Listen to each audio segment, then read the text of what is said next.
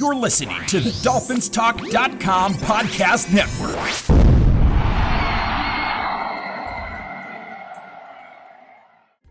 You are listening to the FinFans podcast, where we discuss everything Miami Dolphins. It's the off season, and we're looking forward to a fresh new start under different management in 2026. We hope you'll join us and enjoy the show. And it's another FinFans podcast. With me today are the Ragones, Chris and Lewis. How are you, Lewis? Welcome back. Oh, thanks, Mike. I'm glad to be back. The hell was that? My voice is. No, I'm just. Yeah, I'm glad to be back. Fun trip. Saw our old boy Bob Baumhauer on the trip. That was awesome. Had some interesting stories and great player, legend, Miami Dolphin legend, 5-time Pro Bowl nose tackle. And what was he? 6'7"? Yeah. 6. Yeah, I mean, to play nose tackle at 6'7", right in the middle of the field. I mean. Just a great, great player and a great, great person. Had a good time with him. All the time. All effort, all the time. I'm seeing our boy Ricky in a couple weeks, Ricky Williams. So I'll be gone again around 2 weeks from now, but having fun in the process. Clearly. Yep, clearly. But yeah, I'm glad to be back. Glad to talk about the draft. Excited about the upcoming season. I mean, woof. New blood everywhere. I love it. I love it. The old regime just wasn't getting it done. You know, the players, the coaches, the front office, none of it was getting it done. Everybody knows. Yeah, not getting it done. I mean, you know, why stay stagnant, right? When That's you right. can, you know, I mean, hell, you know, even if it doesn't work out, they tried, right? They tried. But I think it's going to work out well. You're probably not aware of. They fired a couple of scouts this week. Oh, excellent. Wow. Right after the draft. Right after the draft, yep. Uh-huh. Yeah, they probably said, now that was from the old regime? Yeah.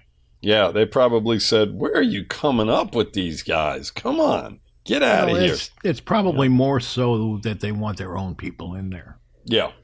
Well, don't you think they would have done that prior, though? I mean, what was their thought process? Well, you need their information that they've gathered throughout the process. Uh-huh. So if you bring somebody new in, then you're starting from scratch. You know what I mean? So it's sort of to their advantage to keep them until the draft, and then clean house. I guess so. I mean, right? But I'll tell you, you know, I'm excited. I mean, this is the most excited I have been about a Miami Dolphin football team. And I'm not talking from a standpoint of us, you know, being a real, you know, Super Bowl contender. You know, I'm talking about just, you know, looking forward to, you know, just watching, you know, this team and the coaching and the GM and all these guys do what hopefully turns this team around, you know, going forward. You know, This may not be the year, but it may not be far from this year, you know, when, you know, we finally see a whole different type of football being played in Miami. And it's long overdue. Long overdue. It really is. Long overdue. How are you, Chris? I'm doing good, Mike. Doing good. All the drafts last week, we were all pumped up. Couple of the picks I was kind of down on. I didn't realize how many times last week I said I really liked the pick, more so with the later picks and the mid-round picks than the early picks. But you got to like the cornerback, right? Yeah. The corner I think is definitely going to be solid. He might be our best player as far as how he's going to be productive this year. But Caleb Douglas, we posted something in our chat yesterday of him working with a pretty well-renowned wide receivers coach, and he looks quick. I mean, for a guy that's 6'4", he can move. So I was definitely down about that pick last week, but after seeing that video, and you feel better. Yeah, a little bit, but you know, I've listened to other podcasts and you know, listened to what these guys have said about our draft, and that's the one pick that everybody's kind of just like, I don't really know what they were thinking there that high, but you know, we'll see. Maybe Sully knows something we all don't. So In regard to who, Chris? Proctor? Caleb Douglas. Douglas. Our third-round pick. I mean, Proctor has actually gotten a lot of mixed reviews as well from these draft analysts or, post-draft. Because of his weight.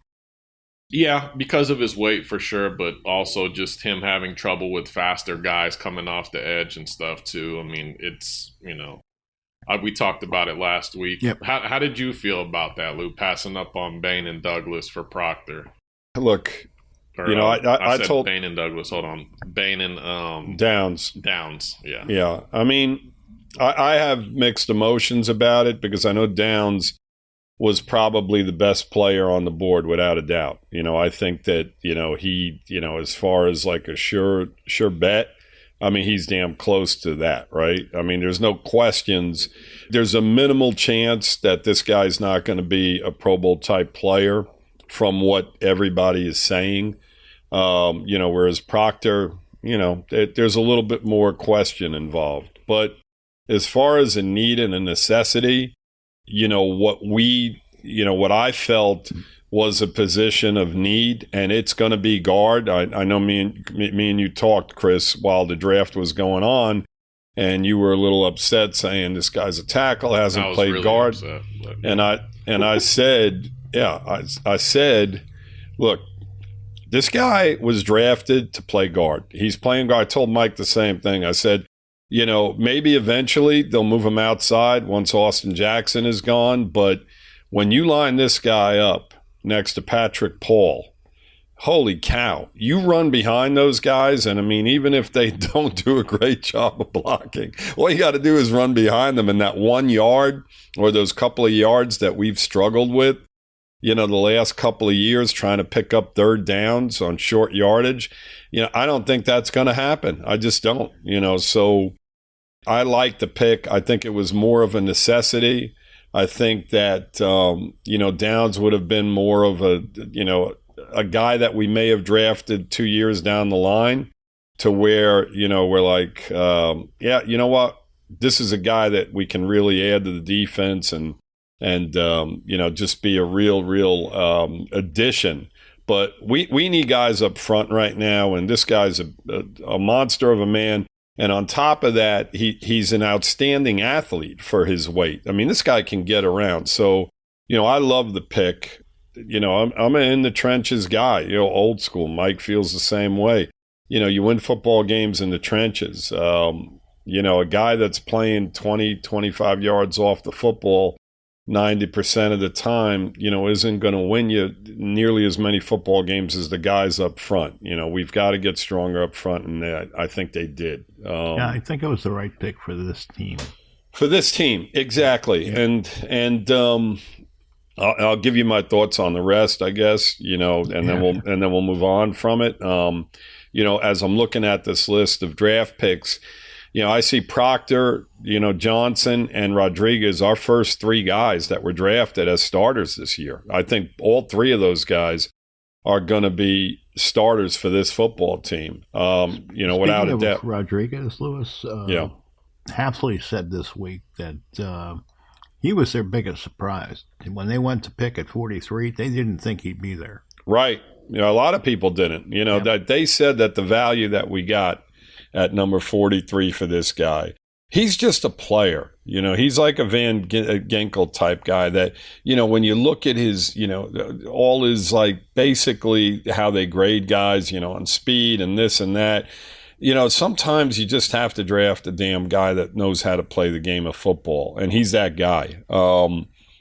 Chris Johnson at the cornerback position, same thing. Guy's going to be a very, very consistent player. May not be a Pro Bowl player.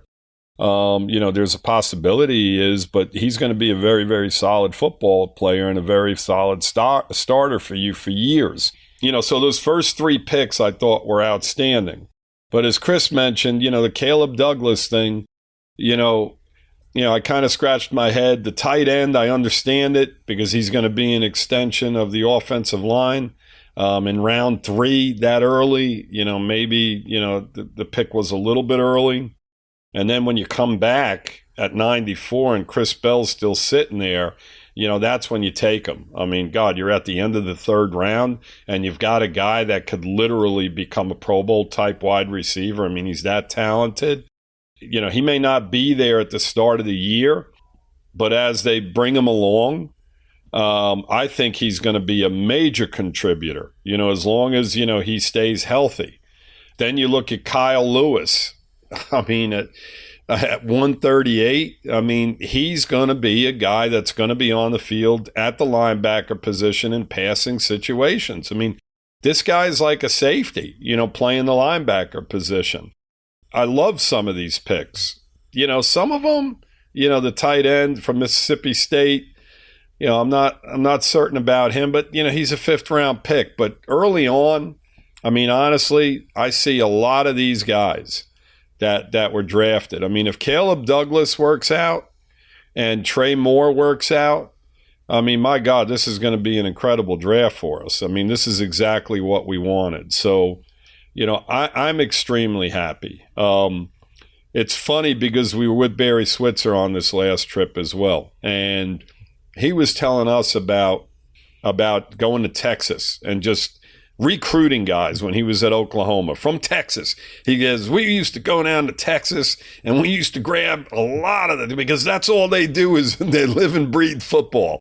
Well, look at how many guys that we drafted from Texas. Texas Tech, Trey Moore, Texas, Michael Taff, Texas, and then DJ Campbell, the offensive guard, Texas. I mean, we drafted 5 guys out of that state. So, it was funny to hear him because this was just yesterday that we were with him. And, to hear him talk about that. And I said, it's funny, I'm a Dolphin fan. And their draft this year, they drafted 5 guys that played for either Texas Tech or Texas. And he started laughing about it. And he says, yeah, that team needs to do something. They needed to do something over there. And that's it. And I say, yeah, that's what basically everybody, across, anybody who follows football says the same exact thing. So, I'm excited. I mean, I truly, truly like the draft. And I think you're going to have 3 guys right at the top there that on day one of our NFL season are going to be starting players on this football team. Yep. And that's what you wanted. And I think they're going to be very, very solid football players, as the season progresses for us. They're going to be productive. And, that's the second thing, because obviously you can draft guys and say, hey, they have to start, because we don't have a lot of players. That's not necessarily true, because we've seen that in the past where we saw guys plugged right in, just like our guard last year. And he didn't play very well. He started from day one and he played the whole season and, just did not have a good season. But, I think these 3 guys are going to be very productive for us. I hope you're right. I hope so, too. I hope so, too. Lewis Riddick had a comment on Kevin Coleman. And right. He said, you've just got to get the ball in his hands. After that, he's a nightmare. He can track the ball, has quick change of direction, and turns on the afterburners. Look at his open field running skills. Miami will be very happy when they get Coleman on the field. Yeah, I didn't even talk about him. And that's our 3rd receiver we drafted. Exactly. And that's a position of need. Yeah. And this was a draft that was very deep at that wide receiver position. Otherwise, this guy Coleman may have been drafted 2 rounds earlier. There was just a ton of receivers in this draft that are very. I mean, listen, round 5 at pick 177. I mean, my goodness, this guy makes the team and becomes, playmaker here and there. Hey, you're going to look back and say, this guy was a 5th-round pick, and look at him making plays for us, So I'm loving it. Well, you remember back in the day, Clayton was what, an 8th-round pick? Yeah, we had. I mean, listen, it's all over the league. Puka was what round, Chris? I think a 5th. Yeah, I mean, it happens. Yep. This Chris Bell kid, I mean, if he's healthy, I think he's going to be an outstanding player. I mean, outstanding. You may see Coleman and Bell as our 2 starters on the outside, like halfway through this season. Let's hope that Coleman's going to be a slot receiver. He mainly worked out of the slot in college. Yeah, he's watch a his slot guy. highlights. He's like a Jarvis Landry type with more speed. Right. But he is. I'm definitely excited about him. Yeah. All right, what we're going to do is we're going to take a step back for just a couple minutes, and we'll be right back. Yep. Excitement all over this draft. I mean, positions in need, that wide receiver position, need, the offensive guard position, which I felt was the biggest need on the team. I mean, I know we talk about the secondary, but man, oh man, the guard position last year was just brutal. I mean, just brutal. So, and then you get Chris Johnson later on, at the corner, and another big need. I mean, I love it. I absolutely love it. 2 tight ends, another position of need. We got a blocking tight end. I mean, that offensive line, if this kid was supposedly the best blocking tight end in the draft, I mean, you put him on the offensive line as an extension of it. Mm-hmm. I mean, my goodness. I mean, you saw what Achane did without a lot of great blocking last year. Imagine what he can do, with some guys that can seriously, beat the guy in front of him on a consistent basis. I mean, that guy could just, have a 2,000-yard season. What's that? These picks were also to help Willis. Oh, without a doubt. Absolutely. Yep. Without a doubt. That's important too. So, sure. That's why I say for this team, those draft picks were the right picks to make. Mm-hmm. Absolutely. If you didn't have a brand new quarterback, then maybe you don't take that guy in the first round. But right. I think with their situation, with their weaknesses, and with the new quarterback coming in, I think it makes perfect sense. I honestly do. It does. I just hope it works out. Well, let's go back to when Tua was drafted, and the offensive line wasn't addressed. How do you truly evaluate a guy? And that was the big question. It's like, we all gave Tua the benefit of the doubt early on because we were like, look at this offensive line in front of him. I mean, they didn't surround him with maybe the players that he needed early on. So how do you evaluate the guy, completely?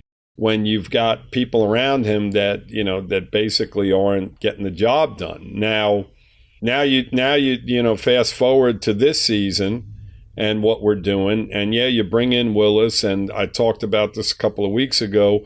If you don't start putting guys in front that can block for him and give him an ample amount of time to throw the football down the field, or to run. Hold your blocks, have the running game a big part of the equation, and then you don't bring young players in that can catch the football and make plays once he gets the ball in their hands.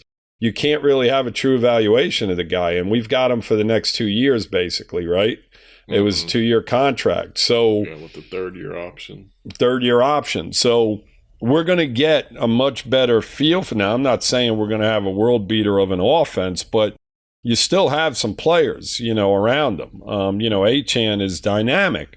That'll be a big help to him. Malik Washington, I think, is going to excel with a different quarterback that can extend plays. And, he may not get great separation, but boy, if Malik's able to move around a little bit, which is something Tua couldn't do, and extend plays and then somehow find him down the field, Malik's a beast once he's in the open field. He's a very difficult guy to bring down, and he's very elusive in the open field. So, I love it all the way around. I think it's going to be a fun season. I really do.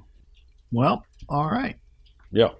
I don't think any of us are going to argue that. I mean, whether they win 2 games or they win 10, it's not going to change what really has to happen, and that's that these young players have to develop. And, that's what we'll be looking at, I think, the majority of the season. How do they start and do they improve? Exactly. Now, speaking of next year, our draft picks next year, we have 8. In the first through 6th rounds, we own our own picks. We have an additional 5th round from the Steelers in that trading that went on with Jonnu Smith and all them. Yeah. And we sent the 7th to Pittsburgh in return. Mm-hmm. And we also have a 7th round pick from the Giants. Okay. So, they've got right now 8 picks. So, they'll have a good opportunity to draft people next year as well. It won't be like it was a few years ago where we only had 4 picks. Yeah, exactly. Right. Yeah, you'll be able to bring in another influx of young players Yep. in. And they're going to be these 2 drafts this year and next year. They're going to be the nucleus going forward. Again, go back to when we had a lot of draft picks a few years back, and the guys that were drafted, and where are they now? There's not a lot of guys on this football team. As a matter of fact, other than Austin Jackson, Achane. and Achane, Yep. there's not an awful lot. There just isn't. Malik's here too, but there's not an awful lot. There's a lot more guys not here than there are here. Right. And that goes with our free agent signings as well. There's not a lot of guys left here. Yeah, last year's class was not a good free agent class. No. Well, last couple of years, Mike, basically you have our center, Brewer, and you have our linebacker.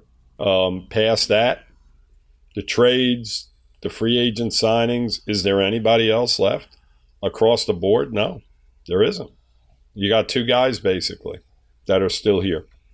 Our schedule next year is the second toughest, and it includes 2 games, obviously, against the Patriots and the Bills, the Broncos, the Chargers, the Bears, the Packers, Vikings, Lions, and 49ers. There's 6 teams that had a losing record. 2 of those teams should be competing for a playoff spot this year, the Chiefs and the Bengals. The other 4 are the Colts, the Raiders, who have their new quarterback, and 2 games against the Jets, who are predicted to have a higher win total than we do. Any thoughts on that? Go ahead, Chris. Yeah, I hate to say it, but the Jets drafted a lot of solid guys. I thought they had a pretty good draft. They're going to have Geno Smith at the helm, so I'm not sure how far he's going to take them, but they're definitely forming a nice nucleus of guys for 2027 draft or 2027 free agency if they go that route as far as a quarterback goes. But yeah, the Jets are going to be a lot tougher, I think, this year than they have been in the past. All the other teams that you named too, it's going to be rough for us. I really think so. It's going to be interesting when we play the Chargers with, McDaniel over there and Alec Ingold over there. And, there's been rumblings of Tyreek Hill potentially going over there at some point. So that's definitely going to be a game that's circled on my list. Our game against the Niners is rumored to be the Mexico City game. So I kind of like the fact that that's an away game for us. We're not going to lose a home game with that. But, like you said, the Bengals, that's another team who improved this offseason, who's looking to bounce back after a couple rough seasons. Bills twice. It's Patriots twice. It's not gonna be easy, but like you said, Mike, more so we're going to be looking to evaluate how the rookies are progressing throughout the season, rather more so than the wins and losses. What we want to see is competitive games, not a team that's just getting steamrolled every single week. That way, even if, we only win 3, 4, 5 games, but we're playing competitive every week, that gives you something to feel good about going forward. Right. If we're just getting smacked every week, then, we're going to start questioning some different things. But overall, I think we're going to learn a lot about the guys we have going forward this season, especially the rookies. Yeah, and the quarterback. Yeah, exactly. Malik Willis. We got to keep him upright because he's had some injury issues the last couple of years.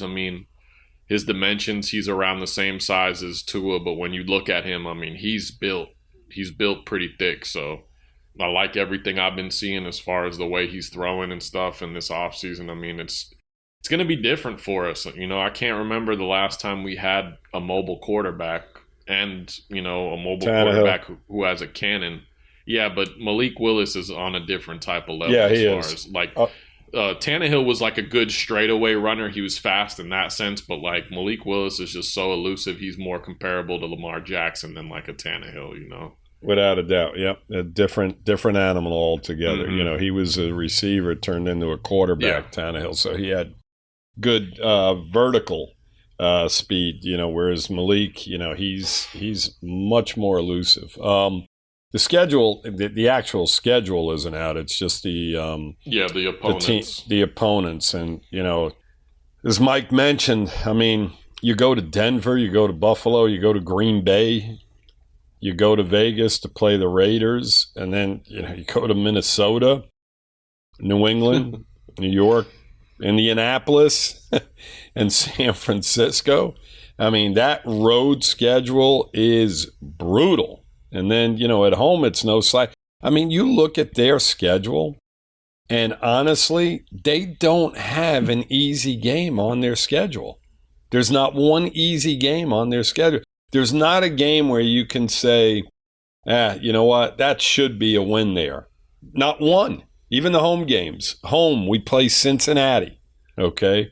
We play Detroit. We play Chicago. We play the Chargers, the Chiefs, and then, our division. I mean, those are some tough teams, even at home. I mean, realistically, Chargers, Chiefs, Bears, Lions, and Bengals, just there's not an easy game on this schedule, without a doubt. So what they say, Mike, the second toughest schedule you said? Yeah, behind the Bears.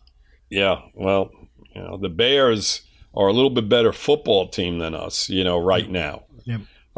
So, obviously, that puts them in a better position than we are. For a team that is basically going through a reboot, this is a brutal schedule for us. And, listen, these guys are going to, it's going to come right at them, and it's going to come right at them quick. So, it's going to be a very, very interesting season. And these guys are going to, basically be thrown right into it against some very, very solid football teams.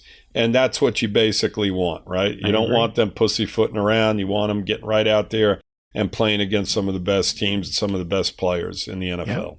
Yeah. So. Yeah, and the positive about that, too, is about this rough schedule is that, like I said, I mean, what you want to do this year is establish the foundation, establish the culture. Right. And, if we win 3 games, we're going to have a really good pick in a supposedly great draft, not just as far as quarterbacks, but it's supposed to be a deep draft in general next year. Right. So, I mean, we can see as close as next year in the 2027 season if we hit on some of these guys this year and then we hit on some guys next year. We saw how quick the Patriots turned around. Sure. So, I mean, they lucked out. They had a top 5 pick. They drafted their quarterback, and, we may not even have to use a top 5 pick on a quarterback if Malik proves that he's that guy. I mean, he's still 26 years old. He's got a lot of good football left, hopefully. So we can use that pick on like a Jeremiah Smith, who's supposed to be a generational receiver coming out next year. Or, if you have a tackle or a guard, well, maybe not a guard top 5, but, you can kind of just take best available rather than like having to take a quarterback there, even though there's supposed to be some good ones. So, that's the positive to it. FanDuel has us as 4.5 for the over-under. Yeah, I would say that's pretty on par. I think we'll win 4 or 5 games. That's what I was going to say. The Jets are 5.5, the Patriots 9.5, and the Bills 10.5. Yeah, that sounds. Looking at this schedule, yeah, that sounds about right. I mean, ESPN has their power rankings where they poll 80 writers, editors, and TV personalities to come up with a consensus. And we are 32 out of 32. Man. All right, Mike. Well, I want it is what it is. Yeah. Well, yeah. That's not to say they can't win 8 games. You never know what's going to happen on Sunday. Listen, this is going to be a process, and I hope Dolphin fans, anybody who's listening. I mean, obviously, if you know the game of football, you understand that, right? I mean, you can't. These people that will just blast Malik Washington right out of the gate because he's not winning his football games, or the head coach. I mean, what did I say? Malik Washington, Malik Willis. Right out of the gate, or the head coach or the GM. I mean, it's a process. It's going to take time. But once you see, if they're, as Chris mentioned earlier in the podcast, if they're competitive and they're going out there and they're going against this schedule, which is crazy, and they're being competitive in these football games and not getting their asses kicked all over the field, that's what you want to see. You're going to be like, man, these guys are playing a good brand of football, and, there's more to come from this. These guys are developing, and, some of the guys that have been here, get better. So, that's what we're looking for this season. It's a big year for a lot of these guys. The thing is, we play a lot of top quarterbacks, and if they don't have a pass rush, which I don't expect them to have, it could be tough for them. They could get their butts kicked once in a while, but sure. That's part of growing. Right. Like Sully said, you can't fix it all in one season, and you can't. It's impossible. Yeah. Mike, we've seen it. We've seen this before. I mean, our defense, back in the 70s was rattled, by injuries and guys retiring and the World Football League. And there was a couple, there was like one or two lean years. And then, 76. And we had a phenomenal couple of drafts. And next thing you know, the Killer Bees are, one of the best defenses, if not the best defense at that time in the league, in a matter of a couple of years. Fast forward to Jimmy Johnson, where, we were an offensive-minded football team for years. And then all of a sudden, Jimmy Johnson, over a couple of drafts, builds a defense that was probably the best in the league. You had Pro Bowl players and Zach and Jason and Madison and Surtain and Brock Marion. He didn't draft Marion, but all the other guys were drafted. And that team was completely turned around on that side of the football. So, and it happened that quick. I mean, it was only over a couple of drafts. So we've seen it before, and we can see it again. It's that simple. We saw it with our offense back in the 80s when we drafted Marino, Clayton, Duper over those couple of years. They became the best offense in football. So, it happens, and it happens quick as long as you pick the right players coming out of the draft. It can turn around just that fast. And we had an incredible center. We did. We've got a pretty good center here, and they're building that offensive line. I mean, you're right, Mike, but when you look at, when Marino came into the league, we went from one of the worst offensive football teams to the best, just that quick, because of a few draft picks. And before him, you had Woodstock. Yeah, and it wasn't very good. I mean, we won a championship game 14-0, for the love of God. I mean, and it was and the defense scored one of the touchdowns. I mean, and that's how we were winning football games back then, with just strictly on the defensive side. So, and then we went from that to becoming the best offense in football basically 2 years later. I mean, the best, not hands down the best. We could not be stopped. And it took basically 2 years to get there. Yep. So I think our offense is going to be potentially a top 12 to 15 unit. The defense is what I'm really worried about. Yes. We just talked about the pass rush, but let's talk about the fact that we drafted Chris Johnson, which was nice, and he's going to be one of our corners, but we only drafted one corner. Uh-huh. We only drafted one safety what was Taft, Mike, a 5th or 6th, 7th round pick? I mean, he's gonna compete, but if you look at the defensive back room as a whole, I mean, if we're not getting any pass rush and we have to rely on these guys, I mean, I think we're going to be giving up quite a lot of points this year. Well, that's what I'm saying. There's going to be games that get away from us. There's no doubt about it. Taft was a 5th round pick. Guys, listen, I'm gonna go back to this season, to where we pick guys off very late in free agency, and we basically put a secondary together. And we had a ton of injuries last year, a ton. I mean, it was worse than we thought it would. I mean, we thought it was going to be a bad secondary to begin with, but it got worse as we kept losing guys, right? Every week we were losing guys in the secondary. And then you watch the football games, week in and week out, and you're like, man, you know what? The secondary didn't really lose those games. Bad, right? It wasn't that bad. So, I think their thought process is, we got the one corner. He's going to be a guy that's going to be here going forward. And somehow, some kind of way, we'll get guys back there that can somehow get the job done.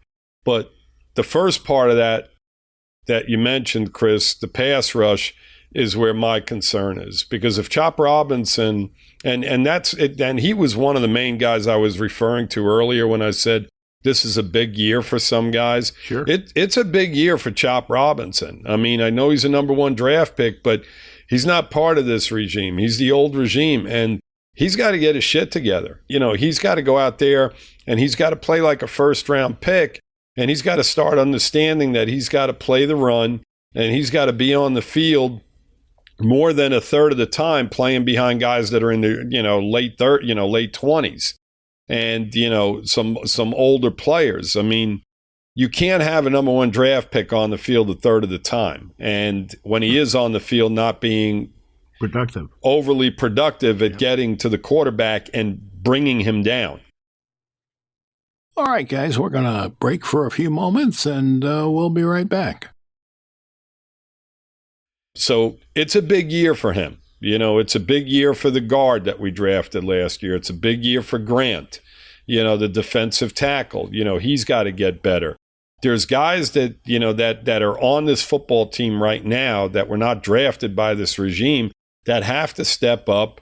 And if they do, then hey, that's that's icing on the cake. I mean, these guys have to play like like where they were drafted, up to the level of where they were drafted. And they haven't up to this point. None of them. What are you laughing about? I'm trying not to mention his name. Who? The guy who did the drafting. Oh boy! Wonder what he's up to these days. Yeah, what he's up to? He's relaxing somewhere. Yeah, he's got paid a ton of money to basically destroy a franchise. In essence. So, yeah, he's set, and hopefully, Chris, let me ask you this, okay? If you were if you were an owner in the NFL, would you even come close to bringing that guy into doing anything at any level of your football team, period? I wouldn't want him to be my water boy. Yeah, I don't know. I mean, he didn't draft well. He didn't give out extension. There's not anything that we can say, he was good at, let alone subpar. But he made guys walk. I'm sure there were things he was good at, but he wasn't good at putting a football team together, which is what he was hired to do. Well, name something he was good at, Mike. It'd be tough for me to do because I don't see his scouting reports and his evaluations of the film that he watches. Well, it's you saw it. too, You saw it on the field. So what do you mean you didn't see it? We saw the results of what he decided to go upon. I mean, and it wasn't very good. Go ahead. No, it wasn't good enough. Let's put it that way. It just wasn't good enough. But, he did draft Xavier Howard, for example, right? I mean, there were some good picks in there. It wasn't good enough. Yeah, even squirrels get a nut every once in a while, right? Isn't that the saying? And you know what? The three of us, Mike, could go out and basically, throw a bunch of darts at the wall and probably land better players than he did. Because when we went in, listen, I think we did. Yeah, we did exactly. When we basis. When we looked at it as fans, and we saw guys on the board, especially the year that Tua and Austin Jackson we were like, what are we doing? I mean, we looked at these guys, players like Jonathan Taylor. I mean, it goes on and on and on, and we're scratching our heads. We're like, what are we doing? What are we doing with Sewell sitting right there? What the hell are we doing?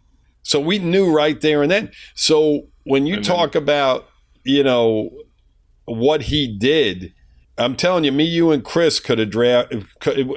This Dolphin football team, if the three of us were drafting, let's just put it this way: If we were drafting just the first couple of rounds, those few years, the Dolphin team would be loaded with Pro Bowl players right now. If basically the three of us would have been making the decisions. I mean, and that's crazy if you think about it. And probably 90% of the Dolphin fans feel the same way. Probably. Yep. So the part about it is he didn't learn or get better, because we can even look as far as last year, us taking Kenneth Grant and then Tyler Warren going the very next pick. Tyler Warren was a Pro Bowler last year. Yeah. And it's like the year before, Chop Robinson, I'd have to look at who was available on the board too, but it's just like every year he reached, and it just seemed like he tried to outsmart people or think that he's smarter than people, instead of, not saying going what the consensus was, but it's just like, I think you outsmart yourself. Yeah, exactly. And I felt like that was his thing. And it's like he did it. What was his first draft, Mike, in 2019 as the GM or something may have been earlier. Yeah, it may have been earlier, but it's just like I said, I mean, at least if he got better over the years, you can say, okay, he learned from, he's getting better, but it's just, we look at the Cam Smith draft, Channing Tatum, it's just like there's so many guys. 2016, but I'm not positive. Huh. Well, I know he was the head of scouting, but I forgot what year he became the actual GM and was calling the shots. Well, regardless, it doesn't matter. Yeah, exactly. He just didn't get better. He hit on Xavier Howard, which was nice in 2017 or 2018 or whatever year that was. But with the amount of picks we had in that 2020 and 2021 draft, we should have been set up like the Lions for the next 10 years. Yeah. We had opportunities to take cornerstone pieces, guys who have made all pros and Pro Bowl players. And, we haven't even gotten solid starters out of that. When you look at, a Kenneth Grant, even though it's only one season, when you look at I give Jonah, him the benefit when you of the look doubt at it for right now. It's just crazy. It's baffling, honestly. Chris, to answer your question, here's some of the names that were drafted after Chop. You had Mitchell, the cornerback with the Eagles. Yeah. Quinyon Mitchell, pretty solid player, right? Pro Bowl, All-Pro. Yep. And a position in need at the time, right?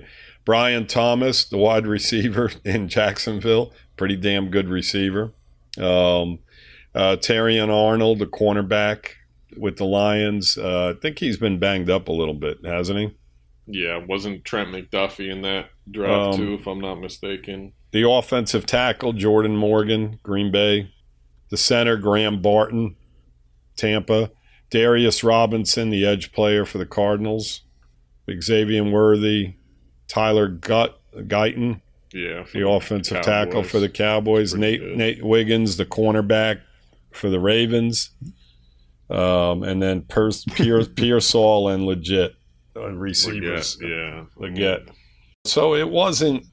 I mean, if he, where we got killed was, a few picks earlier when, Jared Verse got drafted by the Rams. I mean, 2 picks before we drafted. Could you imagine if Verse was on? Verse is outstanding. I mean, my goodness, he's such a good football player.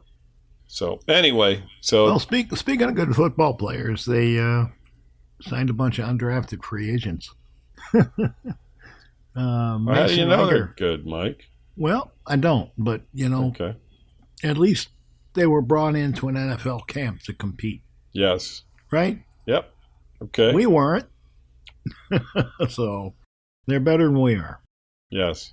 So Mason Reiger out of Wisconsin. He's an edge player, 6'4", 5'8", 251, runs a 4.78 40. He's a guy that a lot of people are talking about. Has a possibility to make the roster. Yeah, he had a really good Senior Bowl too. Yep. So we'll see about him. Lewis Moore, safety out of Indiana. He was second team Associated Press All-American, first team All Big Ten Conference. Tied for second in the FBS with 6 interceptions. Started all 16 games for the national champions. So he's got a little bit of a resume. They took a couple of wide receivers, Romello Brinson, who's 6'2", 190, and Donovan McCulley, a wide receiver out of Michigan, who's 6'4" and a half, 203 pounds. I mean, that sounds like the type of guy they want, right? A big, tall receiver. So we'll see. They took Le'Veon Moss from Texas A&M. He's a short yardage running back. Doesn't have a lot of speed, but he's supposedly a very adequate short yardage runner. Mm-hmm. And that's something we can use. So we'll see how that goes. Mm-hmm. They took a quarterback, Mark Gronkowski. Yep, the most winning quarterback in college football history. He won more games than anybody. Yeah. He was 49-6 at South Dakota State. Yeah. And I think he won another 9 games at Iowa. Wow. So, there's some guys here with, some ability. They took a defensive tackle, Rene Conga out of Louisville, 6'3", 298. Little undersized. He's got to put some muscle on him, but he's got some ability. And we'll have to see if he can, improve his physique. And, there's a bunch of others that they looking to sign. I think there's 11 of them in total, but those are some of the guys that stand out a little bit. But you never know. Once they get them in camp, they just got to compete and see what happens. Mm-hmm. Anything else you guys want to add today? I think we're good. I'm good. You good? Yeah, that's all I got. I mean, I think those first 2 guys that you named are going to definitely have a shot to make the team, especially the safety. We talked about the safety room being pretty weak right now. And then the edge room, I mean, those top 2 guys are definitely going to have a shot. And some people have said some good things about them. Why they went undrafted, I'm not sure. I would have to look more into it. But, that's what you like to see out of undrafted rookies is, potential, Right. They may be on the practice squad. They may not make the team, but is there something to work with there? That's really what you ask yourself, and now you have all training camp to figure that out. Mm-hmm.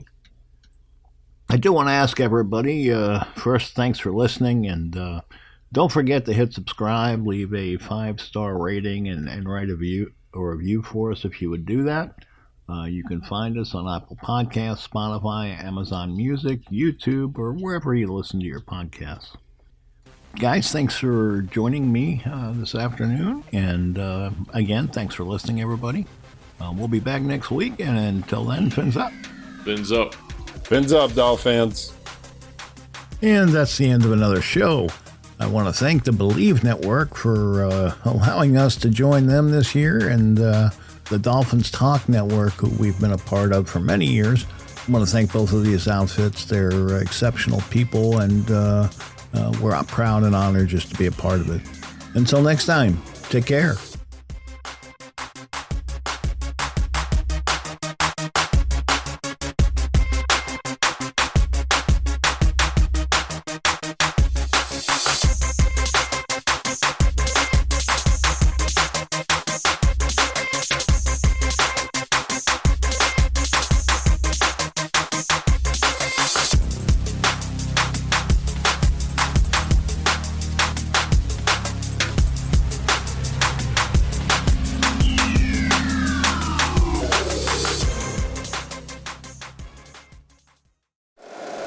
If you like the show, please take a moment to rate, review, and subscribe. It really does help the show to grow.